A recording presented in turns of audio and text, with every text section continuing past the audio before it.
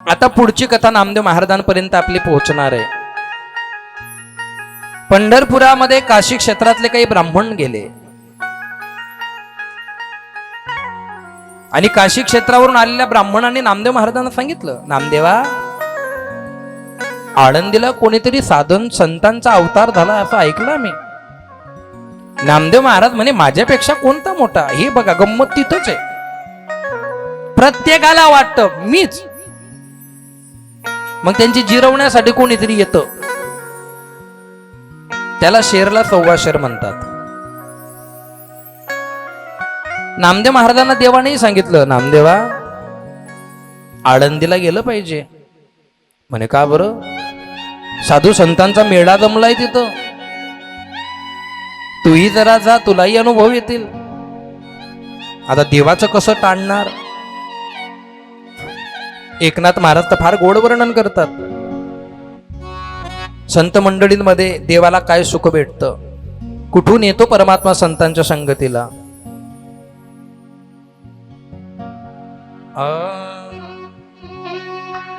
ज्या सुखा कारणे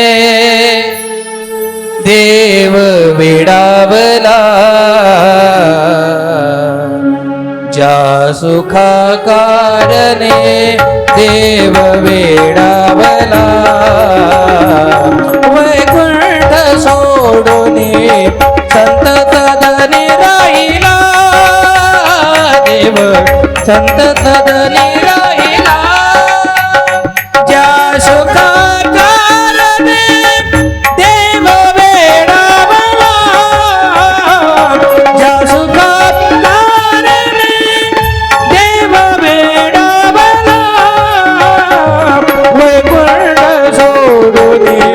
संत सदनी राहिला, देव संत सदनी राहिला.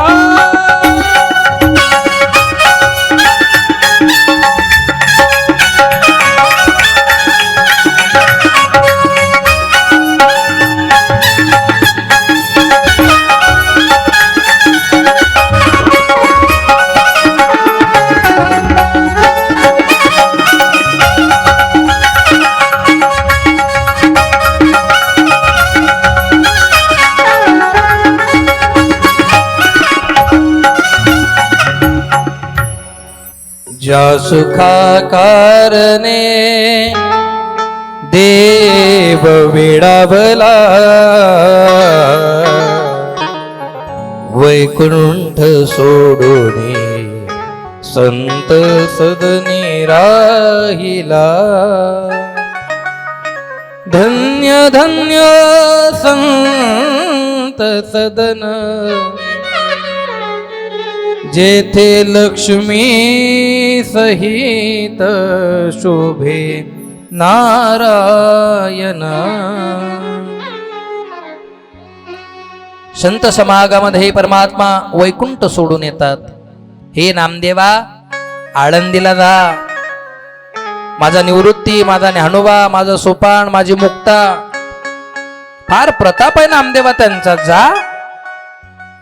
आणि नामदेव महाराज दर पोच दर मुक्काम करत आळंदी क्षेत्रामध्ये आले. आळंदी हे गाव पुण्यभूमी ठाव. सर्व संत तिथं बसलेले होते. नामदेव महाराज गेले. नामदेव महाराजांना बघून निवृत्ती महाराजांना फार आनंद झाला की साक्षात पंढरीनाथ परमात्म्याचे आवडते भक्त, आवडते शिष्य, आवडते लाडके, जे काय असेल नसेल, पंढरपुरातलं एक मोठं व्यक्तिमत्व आज आपल्या दारी आलेलं आहे. निवृत्तीनाथांनी लगेच नामदेव महाराजांच्या चरणांना स्पर्श केला. पण या ठिकाणी आता ही कथा खूप ऐकण्यासारखी. आता इथून नामदेवांचं चरित्र सुरू होतं, लक्ष देऊन ऐकजा. नामदेव महाराजांच्या निवृत्तीनाथांनी पाया पडल्या, परंतु निवृत्तीनाथांकडे बघून नामदेवाचा अहंकार जागा झाला. नामदेव महाराज निवृत्ती महाराजांच्या पायाला हात लावला नाही. समोरून संत ज्ञानेश्वर आले. ज्ञानेश्वरांनी नामदेव महाराजांच्या पाया पडल्या. नामदेव महाराजांनी ज्ञानेश्वरांच्या सुद्धा पाया पडल्या नाही. सोपान काका पाया पडले, सोपान काकाच्याही पाया पडल्या नाही. का? मी तर सर्वात मोठा कीर्तनकार आहे. माझ्या हाताने तर देव खातो, देव माझ्या हाताने झोपतो, देव तर रोज सकाळी माझ्या हाताने दूध पिय मोरे गोविंद लाला, दूध पिय मोरे गोपाल लाला. हे म्हणता ना तुम्ही रोज सकाळी. हे नामदेव महाराजांचं गवडण आहे. नामदेव महाराज देवाला दूध पाजता.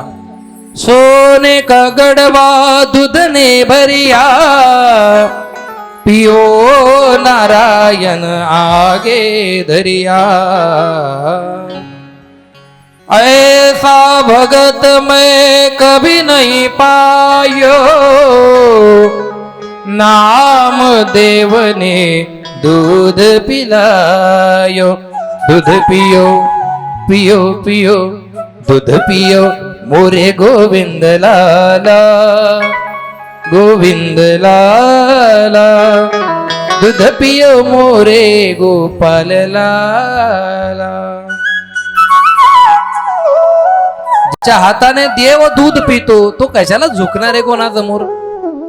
इथं बसलेल्यांपैकी एखाद्याचे कॉन्टॅक्ट जिग्नेश दादा बरोबर असू द्या, एकदम असे सोबत बसणारे, आज चालत तो आपलं कोण काय करले वाव नाही, अशा मर्शी एखाद दिन खरंच कोणी काही करले वाव नाही. देव देव ब्रह्मांडाचा नायक ज्याच्या घरी राहतो तो कितला अहंकारी असेल. बरेच लोक गल्लीने चालताना आमले गरज नाही कोणी थांबना, 2 दिन तांबी जाय, 4 खांदे करी एक मडके धरी, या लागते ना. टकला करायला कोण ना कोणी लागीच, वखऱ्या लागीच, आग लावायला कोणतरी लागेलच. हे डोक्यातून काढून टाक जा, आमले कोणी गरज नाही, जंगल मा निघ जायचं होय. काही म्हणता आम्हाला गावाची गरज नाही, काही म्हणता आम्हाला भावाची गरज नाही, काही म्हणता आम्हाला मायबापाची गरज नाही. अरे असं कसं म्हणू शकता तुम्ही? अरे या जगात आले तर एकमेकांना सहाय्य करूनच जीवन जगण्यात मजा आहे. असं कोणीच म्हणायचं नाही की आम्हाला त्यांची गरज नाही का त्यांना आमची गरज नाही. नाही नाही नाही, असं म्हणूच नका. प्रत्येकाची एक वेळ असते, प्रत्येकाचा एक काळ असतो. कधी ना कधी कुठं ना कुठं कोणाला कशी कोणाची मदत होईल नाही सांगता येत. माझ्या जीवनातला एक प्रसंग सांगतो तुम्हाला. कॅमेरा चालू आहे म्हणून नाव घेत नाही गावाचं आणि त्या व्यक्तीचं, पण जे सांगतोय मुक्ताबाईची शपथ घेऊन सांगतो, खरं बोलेल, खोटं बोलणार नाही. एका गावामध्ये माझं कीर्तन होतं. त्या गावामध्ये मुक्कामाला थांबलो. सकाळी काकडा आरती चालू झाली आणि एक माणूस तलवार घेऊन आला आणि त्याने नाना प्रकारच्या शिव्या दिल्या. इतक्या शिव्या दिल्या. काकड्यावाल्याने काकडा बंद केला की जाऊ दे भाऊ, माफ करा मला. रात्ना कीर्तनकार कोण होता म्हणे. काकड्यावाल्यांनी विचार केला, महाराजला सांगितलं, महाराज बी डोकं फिरेले, जमका जमकी वय जाई. त्यांनी मला काही सांगितलं नाही, पण त्याने शिव्या दिल्या हे मला 8 दिवसांनी माहिती पडलं. आता आम्ही कितीही प्रयत्न केला तर वाईट वाटणारच आहे की लोकांसाठी घरदार सोडायचं, लोकांसाठी बायका पोरं सोडायचे, लोकांसाठी देह कष्ट व्हायचा. लोकांना चांगल्या गोष्टी करून जर लोक नाव ठेवत असतील तर मग शिंदणीचे रडतील. ही भाषा तुकोबारायांची आहे. कारण जरी संत चरित्र चालत असेल, मी नेहमी पोरांना सांगतो, मी संतांचं वाङ्मय वाचणारा व्यक्ती आहे, पण मी कृष्ण नीतीवर चालणार आहे. जशाच तसे, आरेला कारे आहोला काहो, आहोच मना स्वभाव आहे. का तुम्हाला माझ्या घरी खायला यायचं नाही, मला तुमच्या घरी यायचं नाही, का दबून राहायचं कोणासाठी? माझं काही चुकलं, तुम्हाला असं वाटलं महाराज मला येऊन सांगा, महाराज तुम नाही चुकाई राहणार, मी त्याच्यावर विचार करेल. आणि तुमचं काही चुकत असेल मी सांगितलं पाहिजे. का? कारण त्याच्यासाठी आपण हे व्यासपीठ निर्माण केले, त्याच्यासाठी धर्मसंस्था आहे, त्याच्यासाठी समाज रचना आहे. साधूने नाही सांगायचं मग कोणी सांगायचं सांगा ना. बघा, मी नाही बोललो तुम्हाला, नाही रागवलं, नाही तुमच्या खोड्या काढल्या, तरी जे पैसे भेटायचे तेच भेटणार आहे. कथेशी कथा केली तरी तेच भेटणार आहे, आणि सुधारवण्याचा प्रयत्न केला तरी तेच भेटणार आहे. मग का? तर संतांच्या विभूती जगाच्या कल्याण हे प्रमाण लक्षात आठवतो. त्याने खूप घाण शिव्या दिल्या. योग बघा, योग. मुक्ताबाईची शपथ घेऊन सांगतोय, खोटं बोलणार नाही. अमरावतीला एक रेल्वे जाते, 12:30ला सुरत वरून निघते. दोंडाईच्या वरून मी तिकीट केलेलं होतं अमरावतीचं, आणि त्याच गाडीमध्ये तो व्यक्ती मला भेटला. शिव्या देणारा ओळखीचाच. त्याला मी विचारलं कुठं चालले. त्यांनी सांगितलं अमरावती कोर्टामध्ये माझी तारीख आहे म्हणे महाराज उद्या. त्यांना म्हटलं भाऊ उद्या सगळ्या भारतातले कोर्ट बंद आहे आणि अकोल्याला कर्फ्यू लागलेला आहे, त्याच्यामुळे काम होणार नाही. त्यांनी तात्काळ त्याच्या भावाला फोन केला, का रे भाऊ अकोल्यातलं कोर्ट बंद आहे का? म्हणे हा दादा अकोल्यातलं कोर्ट बंद आहे. आणि गाडी भुसावळच्या पुढे निघून आली होती. आता कुठं जाईल, आता कुठं जाईल? त्याला म्हटलं एक काम कर, पुढचं स्टेशन माझ्या गावाचं आहे, आपण उतरून जाऊ. हा बी नाही, नाही बी नाही. महाराजला तर मी शिव्या घातल्या होत्या, महाराजची तर मी फार माय बहीण काढून टाकली होती. महाराज म्हणतो की आपण आपल्या घरी जाऊ. त्याला गाडीतून उतरवलं, रिक्षात बसवलं. तो माझी बॅग धरायचा, म्हटलं धरू नका तुम्ही पाहुणेत म्हटलं आमचे. घरी गेलो, जेवण केलं, रात्री झोपलो, सकाळी त्यांना उठवलं, गाडीत बसवून दिलं. तो माणूस घरी गेला, माझ्या बहिणीकडे गेला आणि त्याने रडून एकच सांगितलं की बा एवढं हे झाल्याच्या नंतर सुद्धा महाराजांना मी असं बोलायला नाही पाहिजे होतं. जेवण करताना लाज वाटत होती म्हणे मला. महाराजने तिकडनं येताना मला 1000 रुपये भाड्याला दिले, कटिंगला पैसे दिले, दाढीला पैसे दिले. म्हणजे ज्या ठिकाणी जसं वागायचंय तसं आपण वागलं पाहिजे. पण एखाद्याच्या डोळ्यात त्यांना झोप सुद्धा आली नाही रात्रभर, की मी ज्या माणसाला शेव्या घातल्या मी त्याच्या पलंगावर कसा झोपू शकतो. मग हे जर आम्ही वागलो नाही तर मग संत चरित्रातून आम्ही तुम्हाला सांगतो तुम्ही शिकलं पाहिजे. मग आम्ही काय शिकलो, आमच्या जीवनात आम्ही काय परिवर्तन केलं, तर हे परिवर्तन केलं.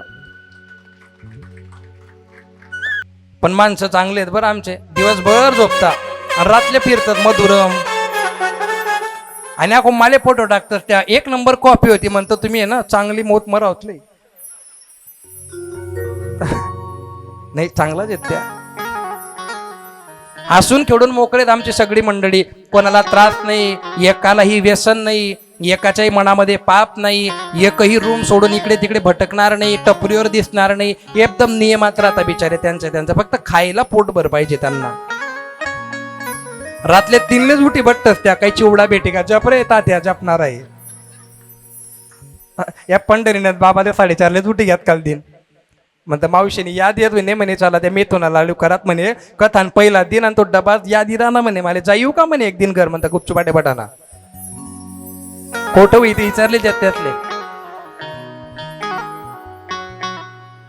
नामदेव महाराज आले, ज्ञानेश्वरांनी पाया पडल्या, निवृत्तीनाथांनी पाया पडल्या, सोपान काकांनी पाया पडल्या. नामदेव मात्र काही पाया पडे ना. आणि मग मुक्ताबाई पुढे आली. दादा अहो कोण आहे? अहो कोण आहे? नाही हे कोण आहे असं म्हण. का ब? अहो हे नामदेव महाराज आहेत, फार मोठे कीर्तनकार आहे, यांच्या घरी देव राहतो आज. आणि मुक्ताबाईचे शब्द आहेत हा ग्रंथात लिहिलंय.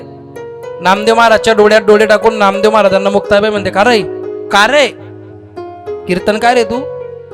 हा. देव तुझ्या घरी राहतो? हा. अक्कल नाहीये?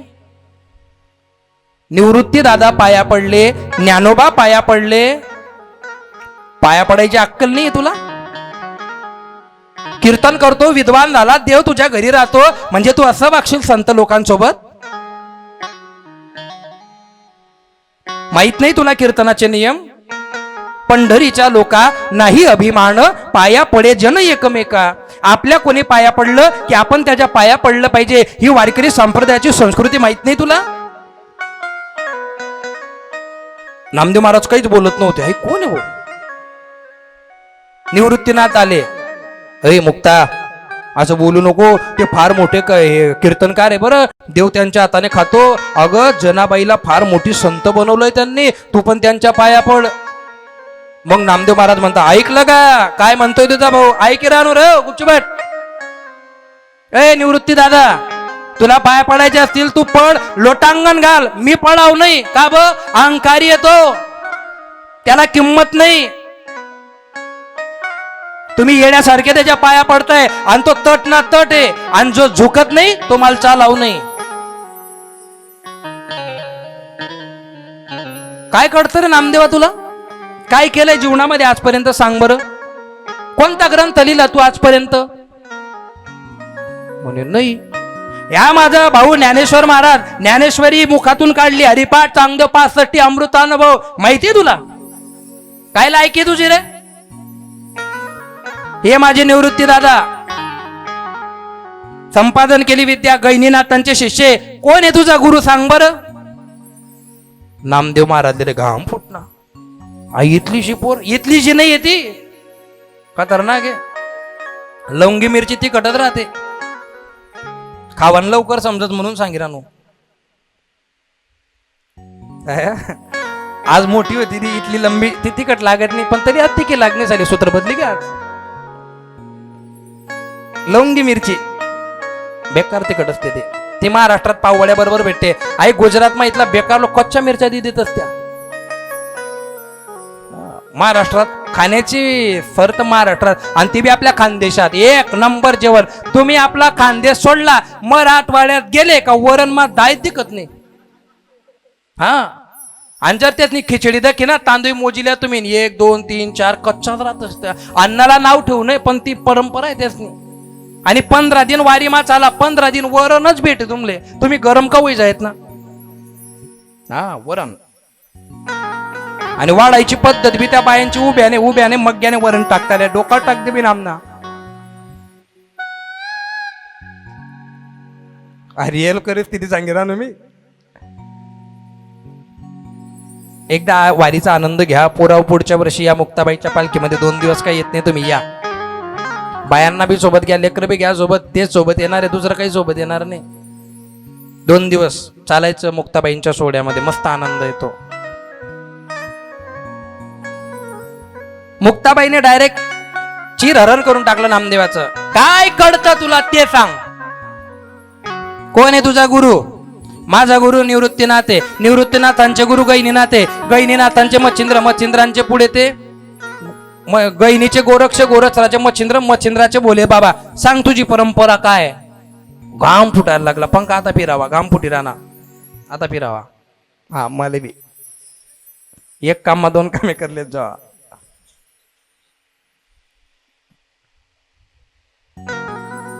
नामदेव महाराजला पुरं छोडून टाकलं मुक्ताबाईने. जो पळाला डायरेक्ट पंढरपूरला.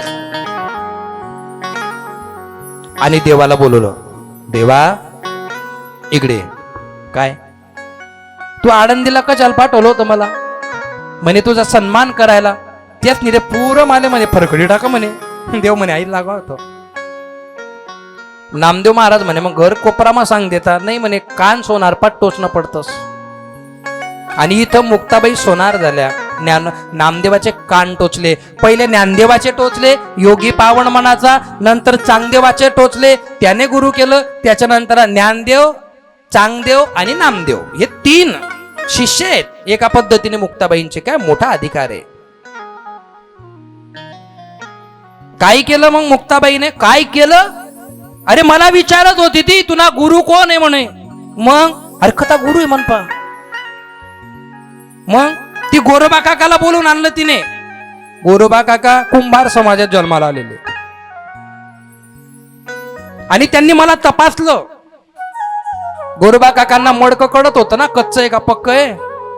पहिले निवृत्तीनाथांच्या डोक्यावर मारलं तर ब्रह्मज्ञान, ज्ञानेश्वरांच्या डोक्यावर मारलं आत्मज्ञान, सोपान काकाच्या डोक्यावर मारलं परमानंद, मुक्ताबाईच्या डोक्यावर मारलं आदिशक्ती, आणि माझ्या डोक्यावर मारलं मी डोकं चोडत आलो म्हणे. हा, मग तो सांग्या कच्च मडकं आहे म्हणे, म्हणून डोकं चोई राहणार.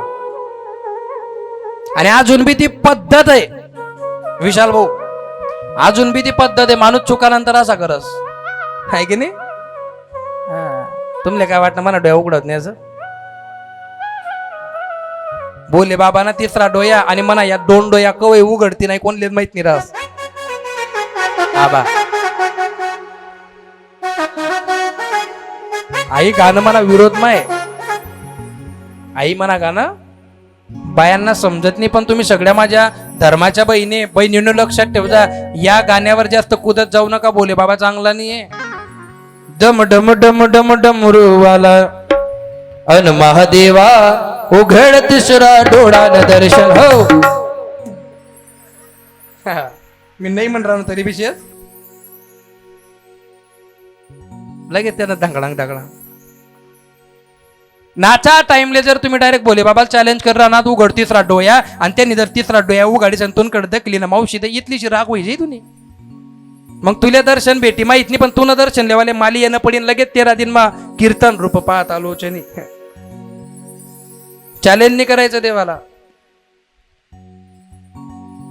म्हणजे नामदेवा तुझा अपमान केला मुक्ताबाईने आओ अपमान झाला तुझा आओ मग सुधर. काय म्हणतोय देव मग सुधर सुधर म्हणजे मग मी आता काय करू गुरु कर गुरु. माझा गुरु होण्याची लायकी कोणात या काळामध्ये आईच नडी राहणं आईच नडी राहणं आपले. जा औंढा नागनाथला जा मंदिरामध्ये विसोबा खेचर नावाचा एक साधू बसलेला आहे त्याला गुरु कर जा. आणि नामदेव महाराज दर पोच दर मुक्काम करत श्री क्षेत्र औंढा नाग या ठिकाणी आले. आल्याच्या नंतर बघतात तर काय तिथं एक शिवलिंग 12 ज्योतिर्लिंगांची स्थापना करणाऱ्या पुण्यश्लोक अहिल्याबाई होळकर पती मरण पावल्याच्या नंतर त्या बाईने सगळं आयुष्य हे जग कल्याणासाठी वेचलं. 12 ज्योतिर्लिंगांच्या स्थापना केल्या पाय विहिरी खोदल्या शेतकऱ्यांचं भलं केलं पुण्यश्लोक अहिल्याबाई होळकर. आणि शेवटी नगर जिल्ह्यामध्ये त्यांचं फार मोठं एक नाव आहे. त्याला अहमदनगर म्हणतात पण ते लवकरच अहिल्यानगर होईल अशी महाराष्ट्र सरकारला सर्वांची मागणी आहे. औंढा नागनाथला ज्योतिर्लिंग आणि त्या ज्योतिर्लिंगावरती विसोबा खेचराने पाय टाकलेले आणि झोपलेला होता विसोबा. नामदेव महाराजांनी आवाज दिला अहो बुवा विसोबा आहेत का तुम्ही. मी नाही. तुम्ही विसोबा नाही नाही कोण आहे मग तुम्ही. या देहाला विसोबा म्हणता लोक. वाक्य ऐकलं का. या देहाला विसोबा म्हणता लोक मी म्हणत नाही बाबा. एवढी निवृत्ती झाली. हे देह गेलं की आता मनोज महाराज उद्या मेले मरू शकतो मी काय रावलेले गाडे नाही नाही म्हणे आता कडे दुसऱ्यांना म्हटलं तर मग एखादा म्हणे मालकच का माट टाकत मी मेलो समजा आणि मला ऍम्ब्युलन्स मध्ये टाकलं आणि माझं आता प्रेत हे घराकडे चाललं. मग गावातले काही लोक फोन करता ज्या ऍम्ब्युलन्स मध्ये एखादा बसलेला असेल रविदादा सारखा म्हणा मामा सारखा म्हणा की वो आम्ही प्रेत घेऊन घरी येतो यनगावला. मग तिकडचे लोक जेव्हा यांना फोन करतील हे असं म्हणतील का मनोज महाराज कुठपर्यंत आले असं म्हणतील का. काय म्हणतील ते प्रेत कुठपर्यंत आलं असंच म्हणतील ना. म्हणजे मी मेल्याच्या नंतर मनोज महाराज मेले आणि माझ्या शरीराचं आता प्रेत झालं. काय झालं आणि प्रत्येकाचं होणार आहे प्रत्येकाचं. म्हणे गण वयक आहे तरी बी प्रेतच होशी. मला कोणीच वैकत नाही तरी बी प्रेतच होशील. माझ्याकडे खूप पैसा आहे प्रेतच होशील. गरीब आहे प्रेत. त्याच्यात भेदभावच नाही. या देहाला विसोबा म्हणता वो लोक. तू कोण मी. आता याच्यावरून तरी शिकायला पाहिजे होता का नाही. आता नामदेव महाराज बोलले नामदेव आहे मी. बर माझ्याकडे कसं काय आले. गुरु करायची इच्छा होती तुम्हाला मग कर ना. इच्छा मरून गेली माझी. का बरं अहो तुम्ही डायरेक्ट म्हणजे ज्योतिर्लिंगावर पाय टाकून झोपलेत. आको बुटे बी काढेल नाहीयेत. ज्योतिर्लिंग आहे लीला आहे. अरे माझं काय झालं नामदेवा अंधारात दिसलं नसेल पाय पडला असेल भोले बाबाच्या पिंडीवर. एक काम कर या मंदिरात जिथं पिंड नाही ना तिथं माझे पाय ठेव. नामदेवाण्याचे पाय उचलले बाजूला ठेवले पिंड तयार झाली. हा परत पाय उचलले बाजूला ठेवले परत पिंड तयार झाली. नामदेव खाली बसला. देव माझ्या हाताने खातो. छाती टोकी राहणं मी. अरे देव यांना पाय डोकावर लिहिरा ना. अहो काय माणूस आहे का. आणि मग नामदेव संतांना का शरण गेलं पाहिजे महाराज? कारण संतांजवळ विवेक असतो. आणि या ठिकाणी आता नामदेवाचा विवेक जागा झाला आणि प्रतिज्ञा केली, अरे ज्या वाल्याने माणसं मारले तो रामायणाचा लेखक झाला आणि देव माझ्या हाताने खातो. मी एकही अभंग लिहिला नाही. 100 कोटी तुझे करीन अभंग परमात्मा, मी 100 कोटी तुझ्या अभंग लिहिणार. आता विवेक जागा झाला. 5000 अभंग अपूर्ण राहिले आणि नामदेव महाराजांना मरावं लागलं. आणि ते 5000 पूर्ण करायला तुकाराम महाराज नामदेव महाराजांच्या रूपाने परत जन्माला आले. हे संत चरित्र आहे.